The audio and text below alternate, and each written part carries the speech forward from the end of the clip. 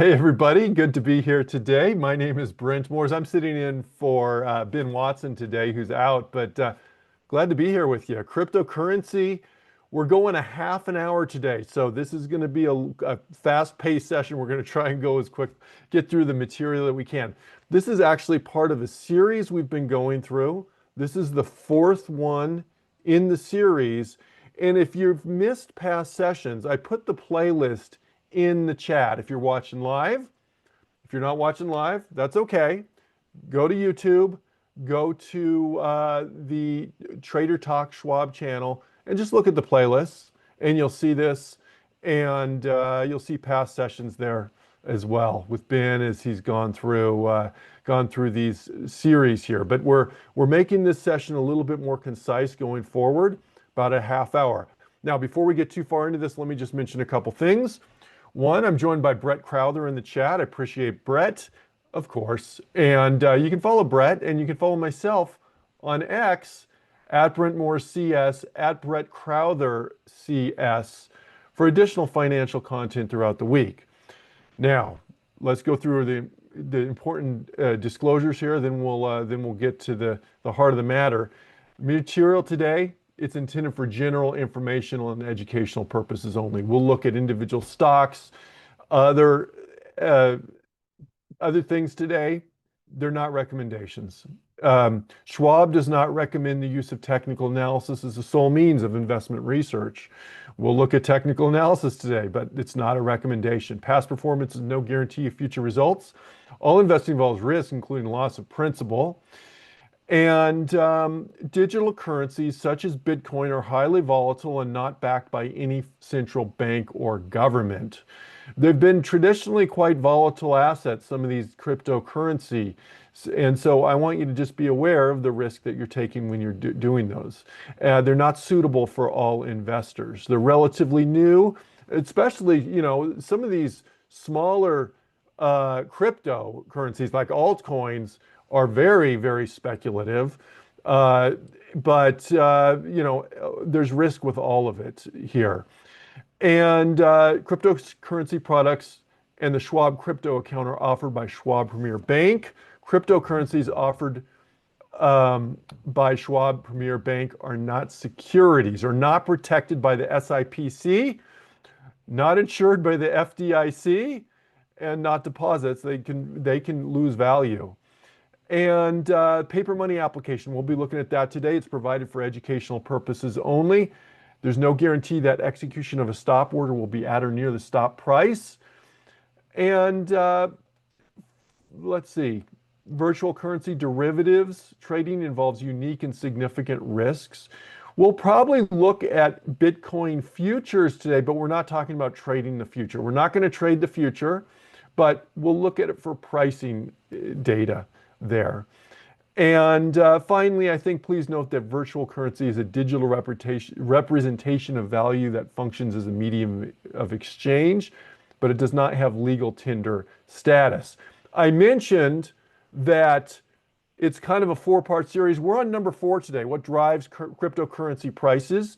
And again, if you want to see the past sessions, you can go and see what you can look in that playlist I put in the chat or on the YouTube channel. So what drives these cryptocurrency prices here? That's kind of an important consideration as we're doing this. Well, one thing that drives them is supply and demand. It's the same thing with the rest of the economy. Supply and demand drives it. And what drives the supply or the demand? Market sentiment supplies that. Scarcity supplies that. Is a key factor as we consider the pricing of cryptocurrency. And so just keep in mind these things. Now, there is a limited supply. Bitcoin. And I'm going to talk mostly about Bitcoin. Just realize there's other cryptocurrencies, and some of them do it quite differently with Bitcoin. But Bitcoin has this 21 million coin limit here. So there is a limited supply, and that's one thing that attracts people to Bitcoin, to be honest, is, one of the concerns you'll hear is as you listen to economic commentary, um, is the money supply and how we're always creating new money, and that can lead to inflation. And we've seen that. Well, one of the things that people like about Bitcoin is the limited supply there of 21 million, 20 million coins. So in theory, it's less susceptible to inflationary pressures there on that. And market sentiment can certainly affect Bitcoin, can affect other cryptocurrencies as well. Fear, greed. For a while, when it was going up, going crazy, the prices were just going up and up and up. There was a certain fervor about it, and then lately, this year basically, prices have gone down, and that's taken out some of the market sentiment out there, and a little bit more fear. Little more market fear has entered the equation there. And there's other factors that can affect this as well. Regulatory approval. There's the Clarity Act that I think most prognosticators, and I have no special insight into this, don't foresee passage this year of the Clarity Act. But just realize that certainly can affect things as whether there's passage of the Clarity Act. Other regulations can affect things. The Clarity Act ultimately can, more clarity, more regulation, regulatory certainty can certainly probably would be considered to be a benefit for cryptocurrency. But keep in mind, regardless of whether the Clarity Act passes or not, it's not the bill, even if it passes, it doesn't create FDIC insurance coverage on crypto holdings there. So that doesn't change there. So there's certainly risks from other things too. I mean, there's no guarantee Bitcoin right now, which is the market leader, is always going to be the market leader. Is there threats from things such as quantum computing, what Lawrence is saying in the chat? I can't say that it's going to replace cryptocurrency here, but there are other threats that maybe we know, and certainly threats that we probably are not aware of there. And when we talk about these fundamentals, just, make sure you have a trading plan as you're trading crypto. And there's certain fundamentals that drive it. I already mentioned the 21 million Bitcoin limit, though. That's for Bitcoin. There's other mechanisms that can create scarcity of coins. There's a burn rate that some coins will use here, a burn mechanism that just basically removes coins from the population of coins out there, depending on the type of coin. There's payment fees for transactions can certainly affect the usage of coins, and just the overall implementation. Hey, think about this. I mean, in theory, cryptocurrency is a currency. Bitcoin, for example, is a currency, and you could pay for it. But practically, right now, most people are viewing cryptocurrency as an investment, a store of value, more so than actual currency. Most people aren't going to the store and paying for things in crypto, even though, depending on the store you go to, it may be theoretically possible. That's not how most people are viewing it. So, but here's what I want to really focus on here right now, and that is this. There's different ways to gain exposure to Bitcoin or other cryptocurrencies. And one of those ways is direct ownership in it. you can get your crypto wallet out there and you can buy crypto. Okay. You can buy crypto. You can own the spot crypto there. And when you do so, we'll stick with Bitcoin here. Uh, you can buy Bitcoin directly, and it's you're buying Bitcoin with US dollars typically. Okay, Bitcoin US dollars. So that's one way to look at it. But for a lot of people that like there's complexity, there's uncertainty about that they're not sure about. And there's also um, maybe concerns for a lot of people about security. Could it be stolen?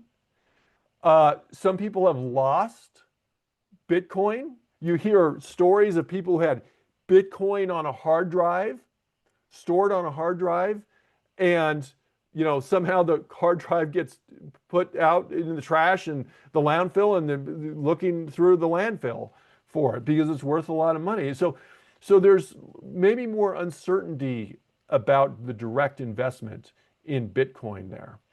And so that is something that people are less, a lot of people say, well, I'm not as interested in that. Maybe you are, maybe you're not, but there's pros and cons to each of these. You can go to an exchange traded product of some sort, okay? And that may make it easier, okay?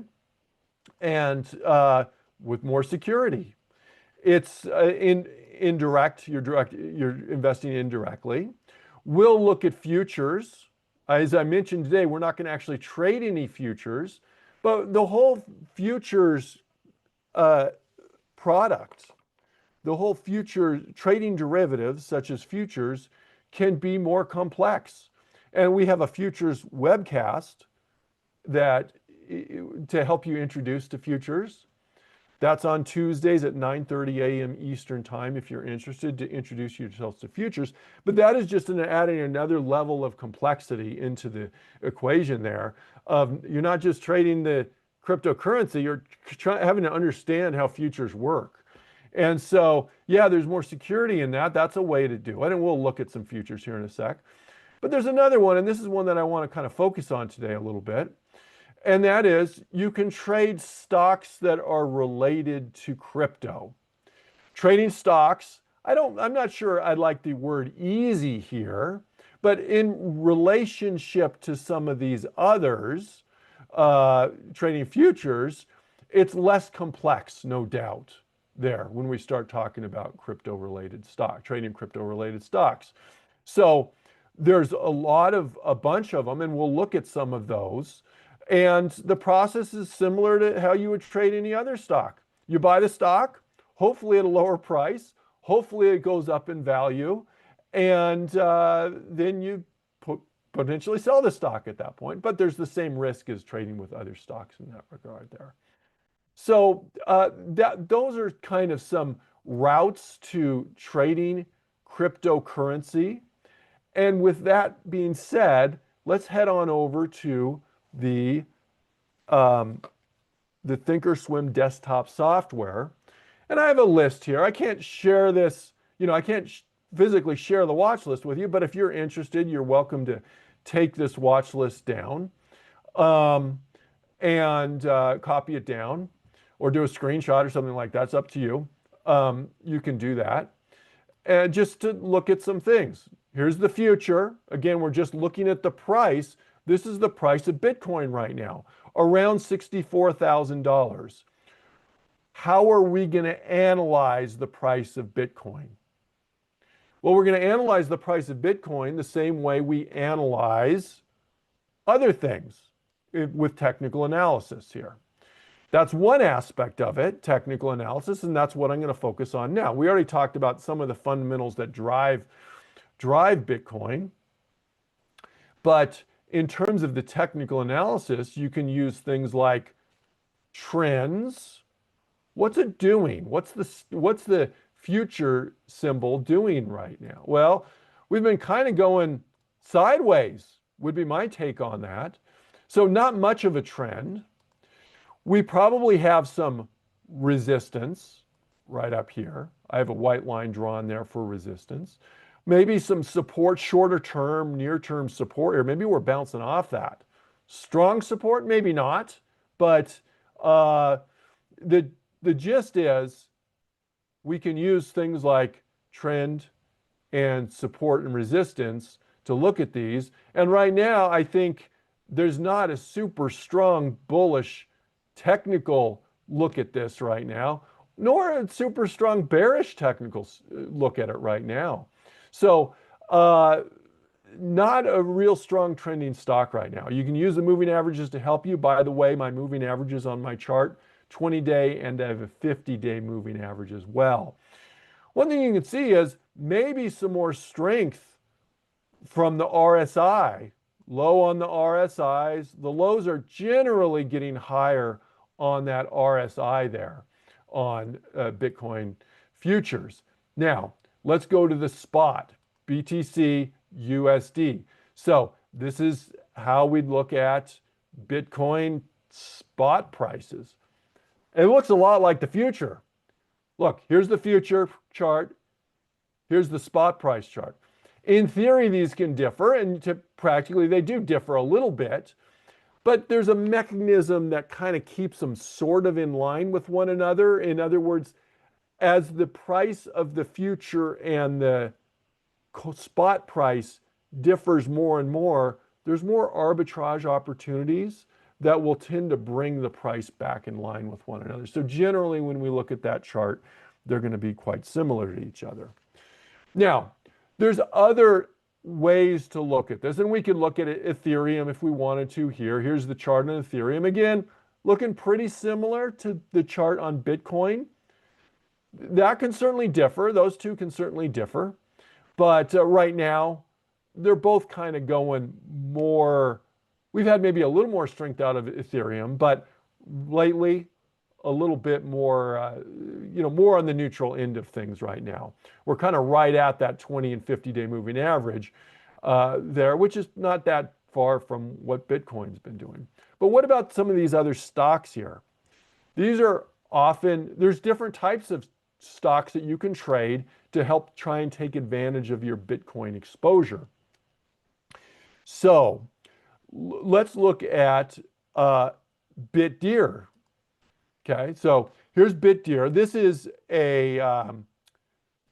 a Bitcoin mining company and digital infrastructure company. So with a lot of these, and there's several here that kind of fall in that category. Okay, BitDeer falls in that category. Cipher falls in that category. Core Scientific falls in that category. Hut 8 falls in that category. Mara falls in that category, which is the largest Bitcoin miner to my knowledge out there. And Riot falls in that category as well. For some of these stocks, though, what they've done is they will also, they've historically mined Bitcoin. Some of them are shifting some of their computing capacity towards like AI data center projects as well, because there's a lot of overlap there. They both require the same computing, similar at least, computing capacity there.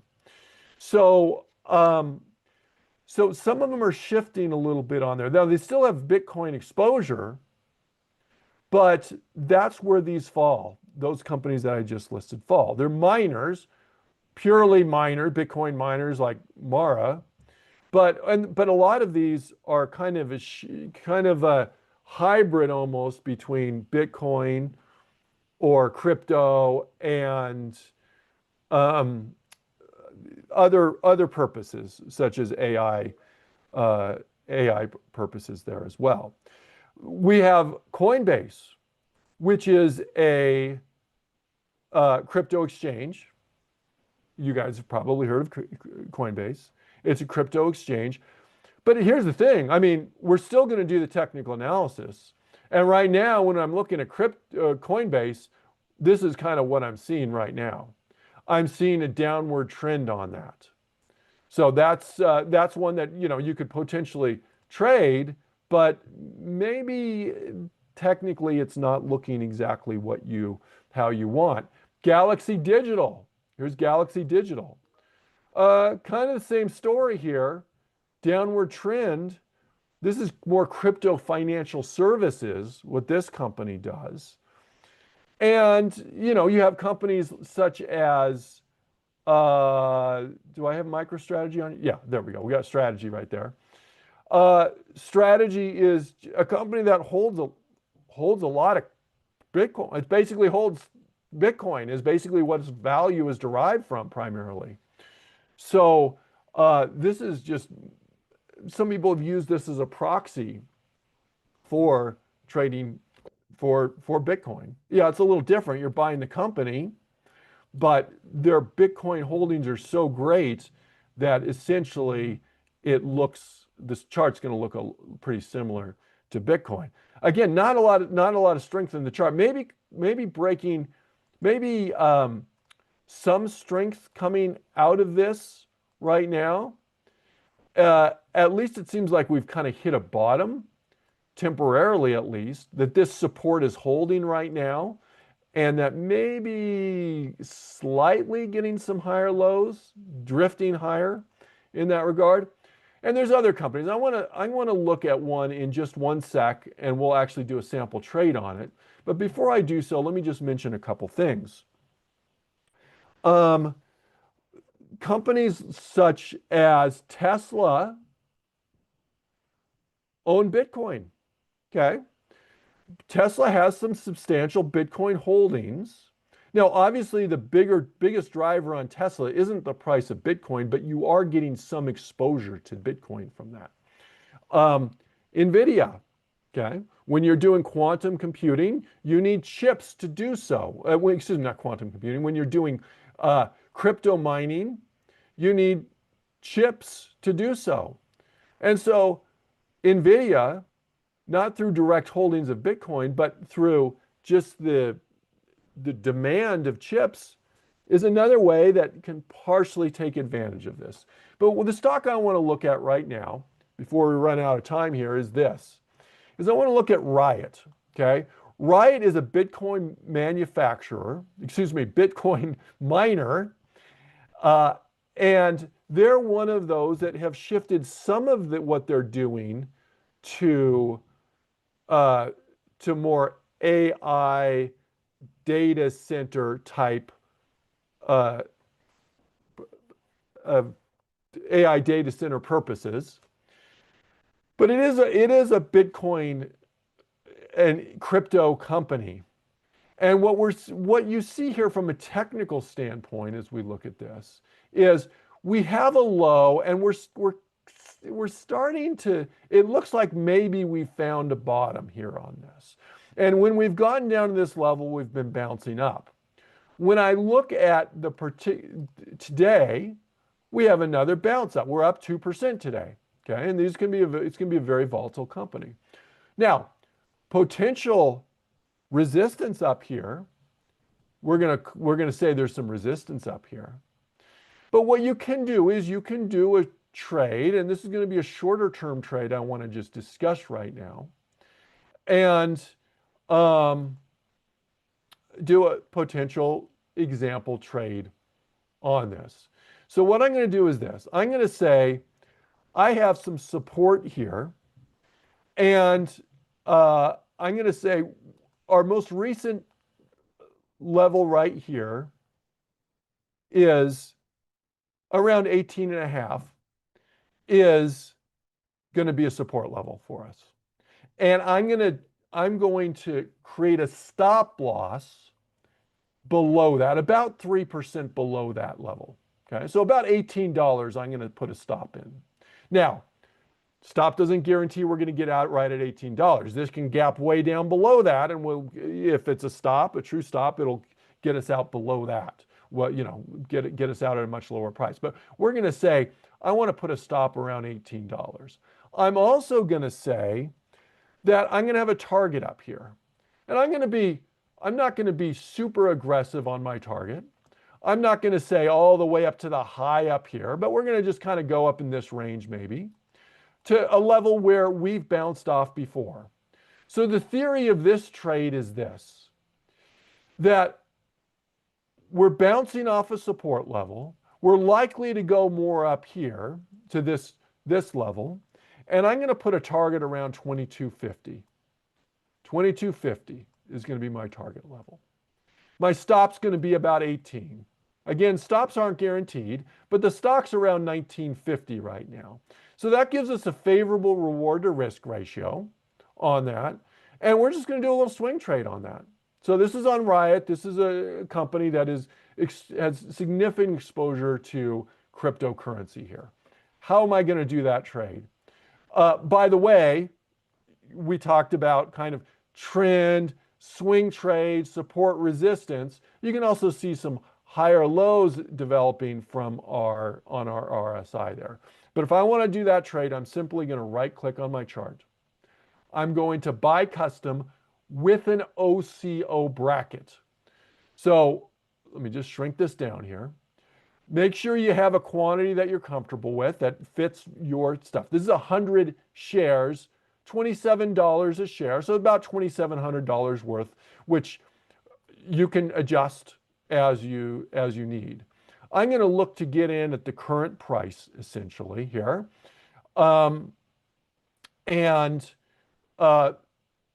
Actually, that's what the limit price is showing. Hold on one sec. Not $2,700, but roughly $1,900. That's the current price right now. So that's the price we're going to look to get in at. And limit price is going to be our target price. So I'm going to make that good till canceled.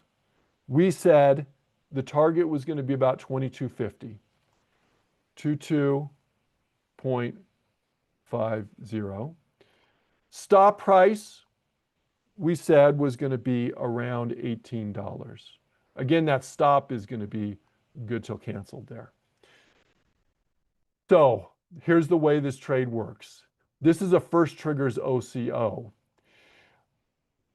Our exit orders, our target, which is this line, or our stop, which is this line, these kind of two lines together, are only going to be active if the first order fills, and then it will trigger these. These are an OCO, so if we hit the target, it will cancel the stop. If we hit the stop, it will cancel the target price. And so that's how that order works, and that's an example trade on that's an example trade. I'm just going to make that fill on a potential, just a sample, an example on a cryptocurrency related stock there. I'm going to send that trade and it just filled. And once we pull that up, we can look at that right down here. Here's the trade. We've got 100 shares of Riot with a sell order on that. Okay, so there you go. That's a crypto trade, everybody. A crypto stock related trade. I appreciate you all joining me today. Thanks to Brett in the chat. And we're just trying to learn each week. Remember, we have that playlist.